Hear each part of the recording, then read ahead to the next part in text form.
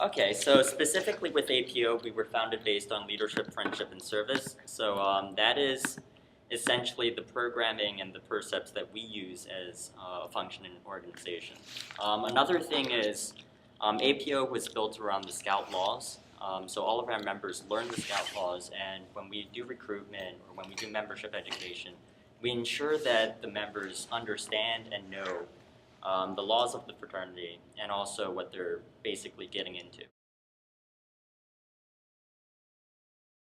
These are our national bylaws. So in the preamble of our chapter bylaws and our national bylaws, there is the purpose of Alpha Phi Omega. It essentially describes that we're here to assemble college students in a national service fraternity.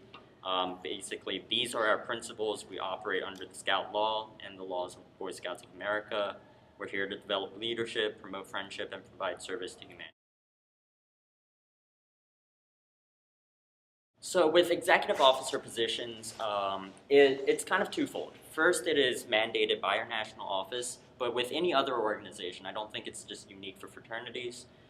There are positions of trust and leadership building, which is another principle that we believe in, where we have our members come, learn about it, and actively be involved in the organization through either like a formally elected officer position or through a chair position or just volunteering to learn more about a programming event. Okay, the power is delegated based on our laws, as I guess described in our bylaws. It is pretty much like any other organization. The chain of command is the president, the vice presidents, and all the vice presidents will have committees, and within the committees, they report to their vice president or to me directly.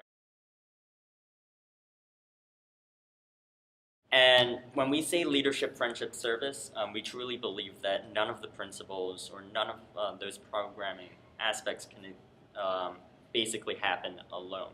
So in terms of building friendship, we use service to do that, and also the leadership to enhance the friendship building. So we have, I guess, fellowships, which are brotherhood building events.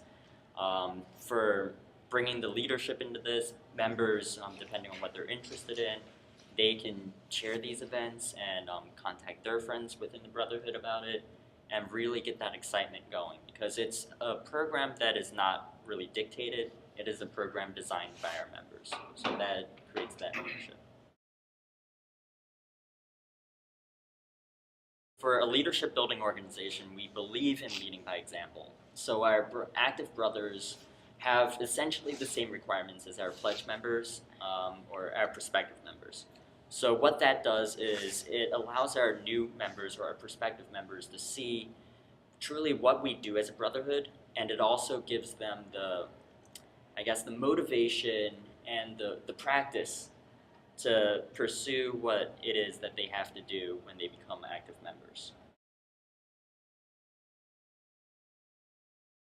So inspiring a shared vision, it's really providing that ownership for the members, and also by them joining, they have shown an interest in what we do. Yeah. So they're interested, so let's cultivate that interest.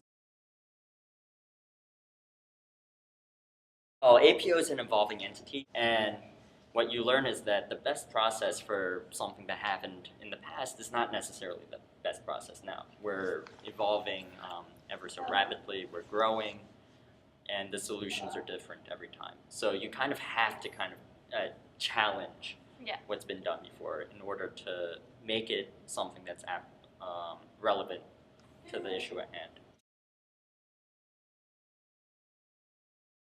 It's definitely the attempt to lead by example, as in I will put in 110% plus in anything I do.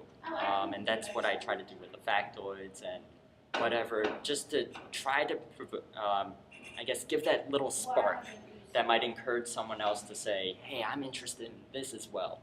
I liked what you said, and I'm happy to explain it. I think the motto, if nothing else, gives us a united purpose. What is the motto? Be a leader, be a friend, be of service. Okay. So it is one of the first things that our new members learn.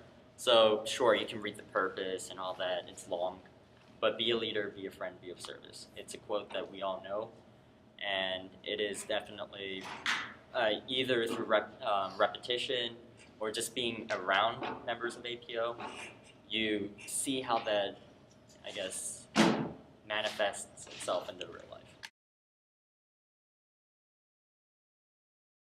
I think one of the toughest challenges was after spring 2010. Spring 2010, I think by all accounts, was just lackluster.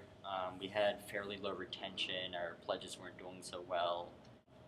When I ran for president, that was one thing that was really on the plate at that time as a platform topic, as in building unity. How do we encourage members to be involved? Being able to, be tough, work around it, and say, I've been here for this amount of time. I have to trust myself in terms of making the judgments, and hopefully people see the work you put into and, I guess, cooperate and create an enjoyable environment.